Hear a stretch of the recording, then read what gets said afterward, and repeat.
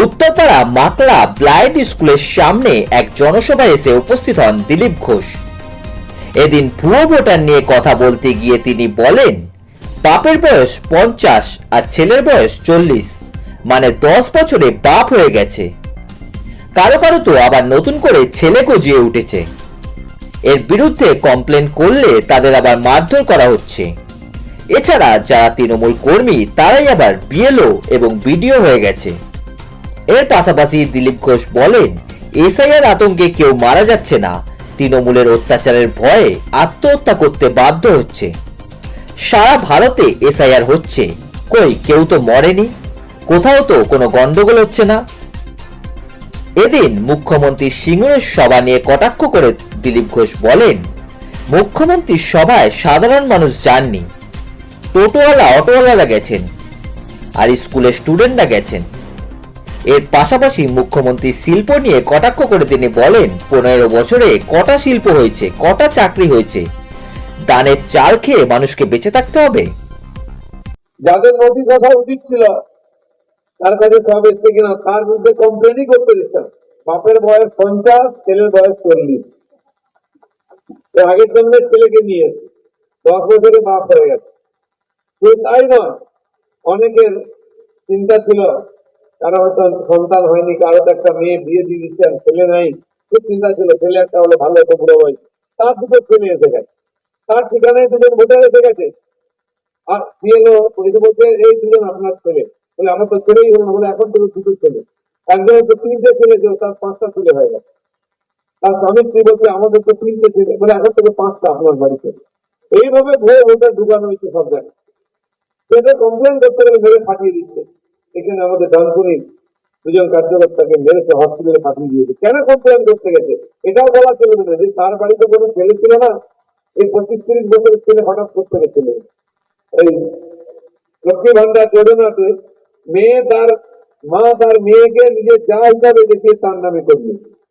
মা মেয়ে ছিল 2 যা হয়ে গেছে। আমফানের যখন টাকা ক্ষতিপূরণ করলো টিএমসি, নিজের ভাইকে ভাগনা বলে দেখিয়েছে নেতারা, যে তাকে টিকিট তার নাম পয়সা নিয়েছে। আর এখন কোথায় নেমেছে? সভা বরাতে স্কুলের বাচ্চাদের নিয়ে আসতে হচ্ছে, যা নেই তাই। এইভাবে নির্বাচন জেতার চেষ্টা হচ্ছে। 58 লক্ষ নাম বাদ গেছে, আরো অত নাম বাদ যাবে। কিন্তু যাতে এটা সুষ্ঠুভাবে না হতে পারে, কমপ্লেনটা ইনকোয়ারিটা, এই টিএমসি সরকারের যারা কর্মচারী তারাই বিএলও হয়েছেন, তারাই এসআইআর বিডিও, এসপিও, ডিএম, এরাই হচ্ছেন এখানকার ইলেকশনের অফিসার, ডিএম হচ্ছেন। এবং এখানকার যে সমস্ত ইলেকশন কমিশন জয়েন্ট কমিশনার তিনি হচ্ছেন এখানকার কর্মচারী। পশ্চিমবঙ্গ সরকারের কর্মচারীরা এখানে চালাচ্ছেন ইলেকশন কমিশনের এসআইআর। যাই ভুল হোক, আপনাকে দিয়ে লাইন দাঁড়িয়ে ওখানে করাতে হবে। এবার টিএমসি প্রচার করতে, দেখো এত লোককে হ্যারাসমেন্ট করা হচ্ছে। তাদের এমপিদের কি করা হয়েছে, আমাদের পার্টির মন্ডল প্রেসিডেন্ট, আমাদের এমএলএ, তাদের নামেও করা হচ্ছে। তো কারা করছে এটা? সাধারণ মানুষকে বিজেপি এবং নির্বাচন কমিশনের বিরুদ্ধে খেপিয়ে তোলার জন্য এই ধরনের চক্রান্ত করেছে, টিএমসি করিয়েছে এই কর্মচারীদের দিয়ে। নাহলে তার বাড়ি ঘেরাও করছে, বাড়িতে ইট মারছে, তোকে এটা করতেই হবে, হয়তো তোকে সুসাইড করছে, হার্ট অ্যাটাক হয়ে যাচ্ছে, তখন বলছে এফআইআর ভয় হয়ে যাচ্ছে। টিএমসির অত্যাচারের ভয়ে মানুষ আজকে আত্মহত্যা করতে বাধ্য হচ্ছে। এসআইআর কে হাতিয়ার করে এখানে এসআইআর করতে হবে। সারা ভারতবর্ষে তো 14টা রাজ্য হচ্ছে, বাকিগুলো তো হবে। সেখানে তো একটা লোক মরে যায়নি এসআইআর ভয়, সেখানে তো কোনো গন্ডগোল হয়নি, সেখানে বিডিও অফিস ঘেরাও করে মারপিট হয়নি, বিএলওদের বাড়ি ঘেরাও হয়নি।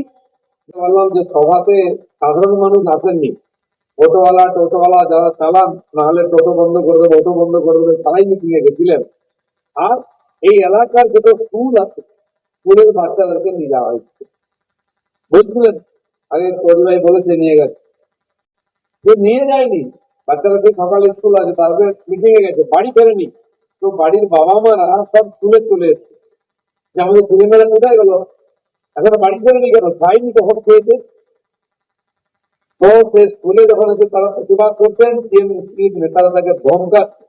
তার ভিডিও দেখে নিন, বাচ্চারা লাইন দিয়ে দাঁড়িয়ে গেছে, গাড়িতে উঠবে আর বাবা মারা ধমকাচ্ছে তাদেরকে, বাবা মাদের নেতারা ধমকাচ্ছে, গেছে তো কি হয়ে গেছে। 15 বছর হয়ে গেল, এখনো হবে হবে হবে, কবে হবে? আপনি তো দিল্লি থেকে দিদিমা হয়ে গেলেন, যাওয়ার সময় হলো। 15 বছর অনেক খরচ করেছি আমরা, এবার কে ঠাকুর কে বিদায় করো? 81 কোটি লোককে 5.5 বছর ধরে রেশন দিচ্ছেন, আপনি কি দেবেন? আপনার ভাইরা তো রেশন খেয়ে নিচ্ছে। ডাল তো পেয়েছেন আজ পর্যন্ত? পেয়েছেন? সারা দেশে আপনার তো অনেকেরই বাড়ি আছে বিহারের দিকে, জিজ্ঞেস করুন, চাল ডাল গম সবই পাওয়া যায়। আমাদের এখানে শুধু চাল পাওয়া যায়, এখন নাকি একটু আটা দিচ্ছে। ডালটা কোথায় গেল? হ্যাঁ, যে খেয়েছে সে জেলের ভাত খাচ্ছিল, জ্যোতিপ্রিয় মল্লিক 2 বছর জেলের ভাত খেয়ে বাড়ি ফিরল, আমাদের ডাল খেয়ে নিতে বলে লুট চলছে। তো আপনার মিথ্যা কথা শুনতে কে আসবে? এই রাস্তা সারাই হচ্ছে না, কারণ টাকা নেই। ফুটপাথ তৈরি হতো, পাড়ার মধ্যে হচ্ছে না। এখান থেকে একটু পেছনে গেলে বৃষ্টির সময় পুরো জল উঠে যায়।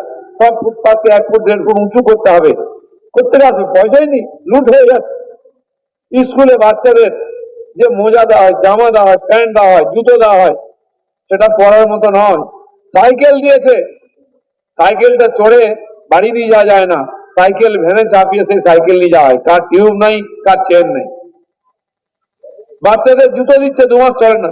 জামা কাপড় দিয়েছে পরার মতো নেতা, বাচ্চারা সেই জামা কাপড়কে ছিঁড়ে স্কুলের গেটে বেঁধে দিয়েছে। জিজ্ঞেস করেছে সাংবাদিকরা, 35 লক্ষ আবাস যোজনার টাকা পশ্চিমবাংলায় এসছে, কত লক্ষ বাড়ি হয়েছে? যদি হয়নি তাহলে কোথায় গেল টাকাটা? তার আগে হিসাব দিন, তারপরে তো আপনি টাকা দেবেন। মুখ্যমন্ত্রী বলছেন তাকে গ্রেপ্তার করলে বাংলার মহিলা যাতে নাড়ু আর ছা দিয়ে তৈরি থাকে। উনি এত গ্রেপ্তার হওয়ার ইচ্ছা কেন? ওনার ভাইরা জেলে যাচ্ছে, মন মিটছে না? উনি যাবেন, যখন মুখ্যমন্ত্রী থাকবেন না তখন হবেন। দাদা, কমিশন এবং মমতা বন্দ্যোপাধ্যায় বৈঠক রয়েছে আগামী 2রা ফেব্রুয়ারি, তাকে চিঠি করা হয়েছে নির্বাচন কমিশন, এসআইআর নিয়ে সময় চান মুখ্যমন্ত্রী, কি বলবেন? নারী লোকেরা তো এসআইআর এখানে চালাচ্ছে, ডিএম থেকে আরম্ভ করে বিএলও যারা, তারাই এই সমস্ত লক্ষ লক্ষ লোককে চিঠি দিয়ে লোককে কষ্টের মধ্যে ফেলেছে। সবই তো ওয়েস্ট বেঙ্গল গভর্নমেন্টের ওয়ার্কাররা যারা কর্মচারীরা আছেন, তিনি তাদের দিয়ে এই কাজ করাচ্ছেন, দিয়ে বিজেপি আর কেন্দ্রীয় নির্বাচন কমিশনকে দোষী করার চেষ্টা করছেন। দিলীপ দাস করছেন, বাকি রাজ্যতে এই সমস্যা নেই।